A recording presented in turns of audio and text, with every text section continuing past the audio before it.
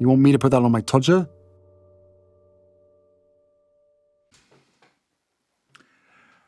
Harry's wife. Pathetic car chase propaganda.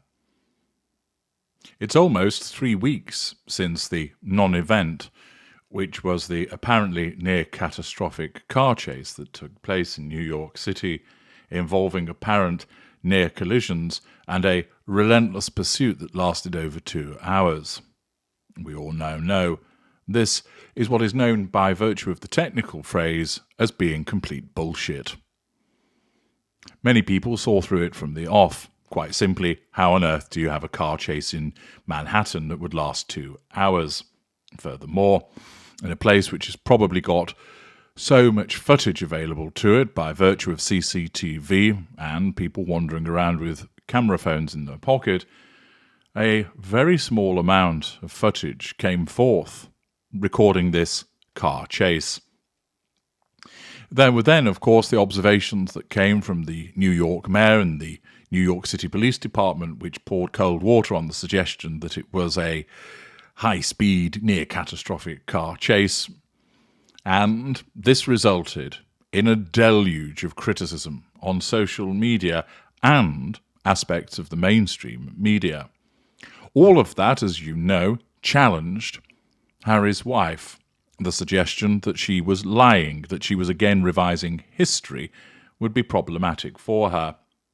Naturally, she would drink in all of the fuel by virtue of people's reactions, those who were taken in by it expressing concern over her and Harry's safety, and the majority all expressing derision at the way that she had once again behaved. The fuel was there for her to drink in, but it came with considerable challenges, and there were attempts thereafter to double down on it by suggesting that anybody making out that it was somehow staged was a reprehensible human being. But Harry's wife is still evidently feeling the rumblings that emanate from this fabricated event, because it has fallen to Newsweek, which of course is courtesy of Jack Royston, who is very much a Sussex supporter, to try and suggest that actually many people were on their side. This is what is always quite entertaining about Harry's wife, is that she is not very bright, and her narcissism, allied with the fact that she's not very bright, means that she keeps making these schoolgirl errors. This is why she is not a calculating individual, as so many people think that she is. She simply isn't.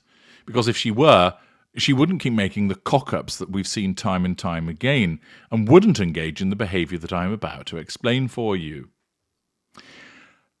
Clearly subconsciously threatened by the criticism of the non-event that was the supposed car chase, it's necessary for her to instruct lieutenants and coterie members to roll out some propaganda to make her sound like she's supported and so people will be sympathetic.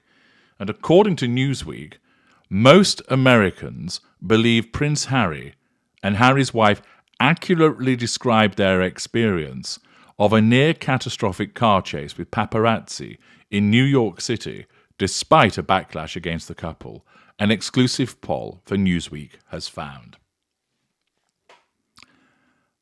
I have many Americans watching my videos, and I call on you now, dear Americans, to explain in the comments, do you think that Harry's wife accurately described the car chase? Do you think the words near catastrophic, relentless pursuit, near collisions, near misses, were those all appropriate descriptions of this event? Let me know in the comments. Start off with, I'm an American and I'm from, and give me your state, and then tell me, I do not believe it was an accurate description, or I believe it was an accurate description. And we'll see what the good burgers of the comments section of my video has to say about the matter. Mr. Royston continues in this blatant piece of see-through propaganda. The Duke and Duchess of Sussex were followed by photographers during what their spokesperson described as a relentless pursuit, lasting over 2 hours, following an awards gala on May 16th. However, their account was toned down by New York Mayor Eric Adams, the New York City Police Department, and the driver of a taxi they briefly rode in, sparking criticism on social media. 72% of Americans have heard at least something about the drama. Okay. And of that group, 52% said they believed Harry and Harry's wife account was accurate, according to a representative sample of 1,500 US adults surveyed by Redfield and Wilton Strategies for Newsweek on May the 31st. I simply do not believe that this is an accurate survey.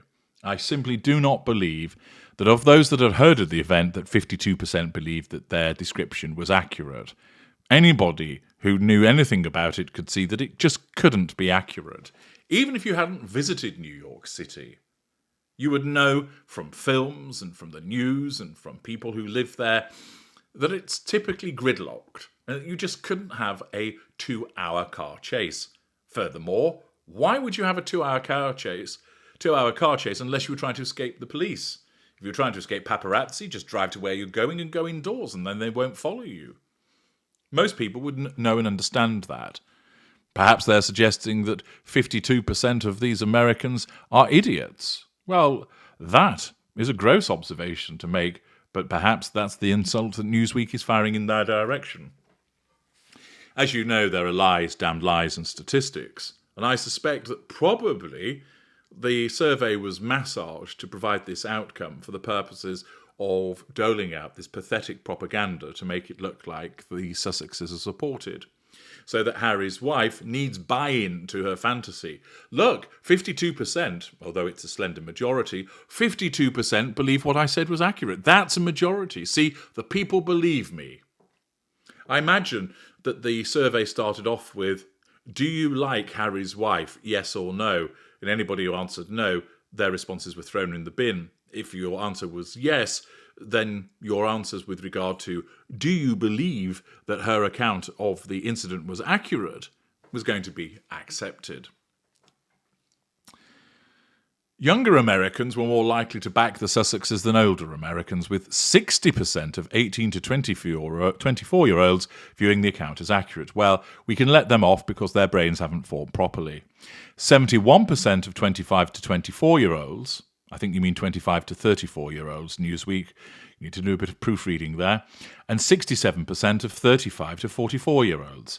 Meanwhile, 43% of 45 to 54-year-olds, 35% of 55 to 64-year-olds, and 40% of over 65s felt the account was accurate. In a sign of how far their public statement travelled, 26% of respondents said they were very familiar with the incident, while 21% were fairly familiar and 25% were slightly familiar. In a further boost, 41%, so not a majority, said news organisations that published the images had made the wrong decision, compared to 28% who felt it was the right decision and 31% who said that they didn't know because their brain had turned into a blancmange. News organisations in the United Kingdom, including the Daily Mail, initially printed the pictures taken by the photographers involved before removing them once the Sussexes' account of the paparazzi chase emerged. However, the US tabloid website TMZ did not remove paparazzi video footage it had published in a move the Sussex camp previously told Newsweek was absolutely inexcusable, which of course is because it threatened the sense of control of Harry's wife. The saga had echoes of Princess Diana's death in a car crash in Paris in 1997. It didn't have any echoes whatsoever. That had a drunk driver, a high-speed chase, and someone getting killed. This didn't have any of those things, but of course Harry's wife was wanting to emulate all of that for the purposes of getting to the prime aims. Harry and Harry's wife's account of their experience in New York after the Women of Vision Awards at the Ziegfeld Ballroom sparked a backlash, including from stars like Caitlyn Jenner and Meghan Kelly. Jenner wrote on Twitter, "I have been party to Paps following me in New York, definitely not 2 hours and plenty of evidence, kind of the point since they have cameras.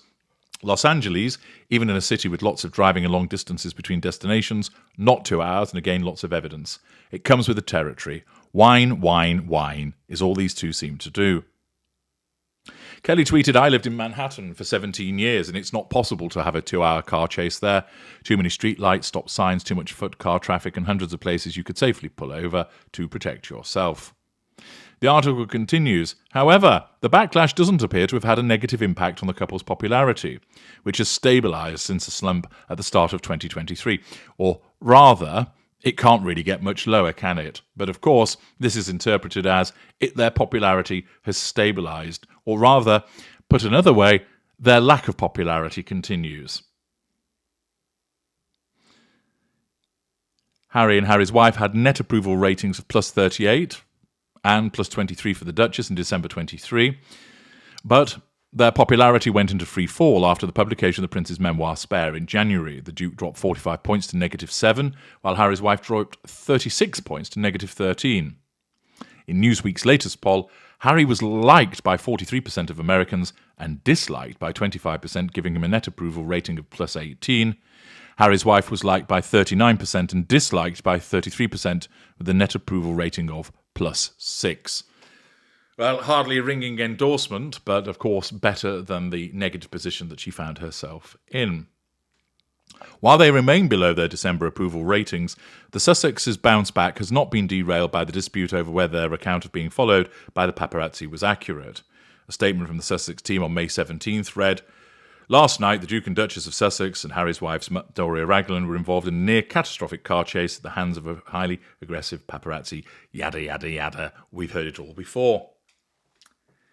What is she attempting to do through this? It's 3 weeks on.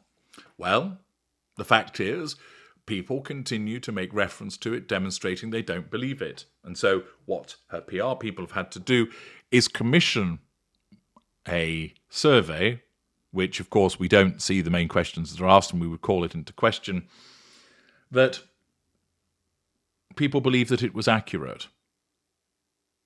You might be thinking, why does it matter? It's 3 weeks ago. We've moved on from it. But it matters to Harry's wife because people will still mention it.